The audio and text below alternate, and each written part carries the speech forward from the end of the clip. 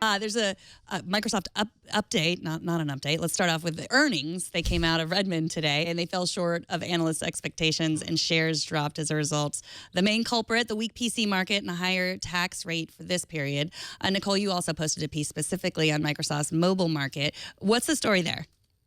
So the big deal here, and this is kind of a continuing trend, Microsoft has just not been able to turn around its mobile business. A few years ago, it bought Nokia for a lot of money, and that just it's not working out really well for them. Last quarter, they reported a dip of mobile revenue by as much as 46%, and it sold only 2.3 million Lumias over the past 3 months, which is a 73% drop. I really appreciate using Lumia as if it's currency, because it actually does kind of sound like it's currency. 2.3 Lumias, that's a lot. Wow, it's almost like stones. But anyways, continue. Yeah, this is definitely a downward trend. Last quarter they reported a 54% drop, and this quarter they reported a 46% drop. So it's just continually just it's just going down and down and down, and they're just not able to turn around the Windows Phone business.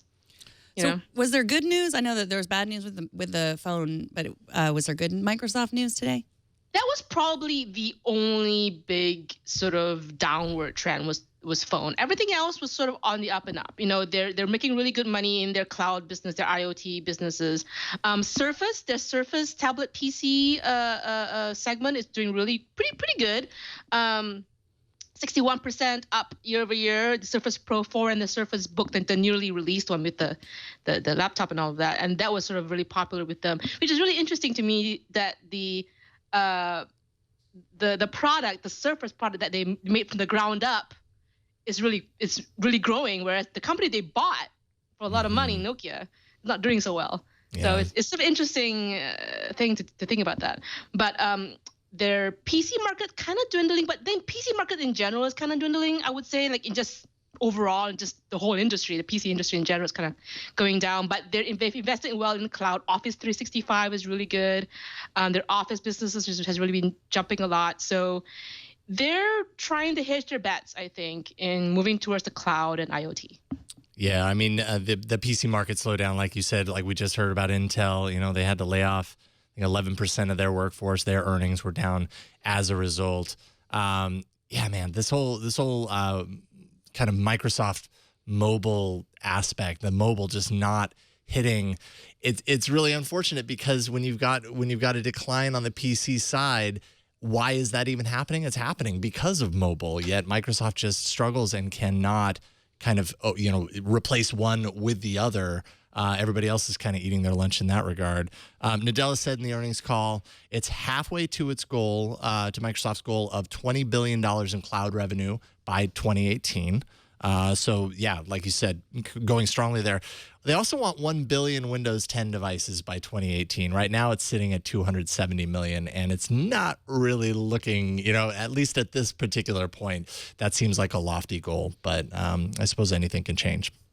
Yeah, and there was also a big piece of news. We'll go back to Microsoft, the Windows Phone. It appears that one of the last people, definitely one of the last big evangelizers for Windows Phone, has given hers up. Mary Jo Foley of ZDNet and Windows Weekly has turned in her Lumia icon and replaced it with a Nexus 6P, running Android, of course. Mm-hmm. What do you guys think about this? I mean, I have to imagine if someone like Mary Jo is switching away from Windows Phone, then there's a big problem there. You know what I mean? She even said in her write-up, I honestly thought I'd be the last to go down with it, and at a certain point, I had to make the change.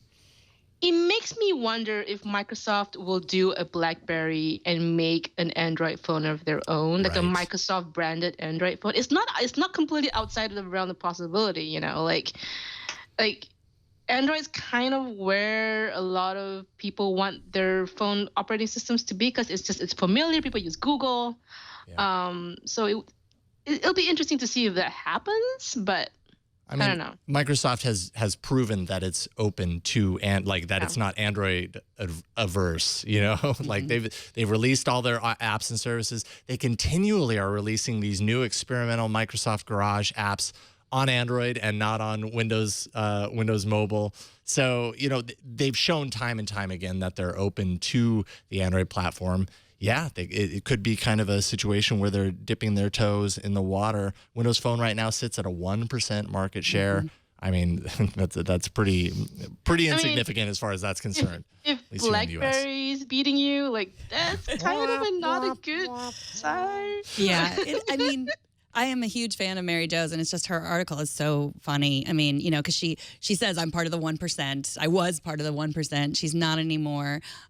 She said, you know, she's never been an app person, but then she realized that once, you know, she's never been an app person because she's just gotten used to assuming that she sees a cool app and it's not going to come to Windows Phone, you know? And so now that she has an Android phone and she just thinks, oh, okay, well, I have these apps I like and I'm ready to have new ones. And I don't have to have that worry of, oh, that's that wonderful thing, and just get her hopes crashed once again. I also love how unapologetic she is about just disliking all Apple products. She's just like, there's a whole paragraph. It was like, by the way, ain't gonna happen. Yeah, I don't like them. I don't like the company. I owned an iPad for 5 minutes and I don't have any Apple products and I won't ever again. And she's just so matter of fact. I love that. Yeah.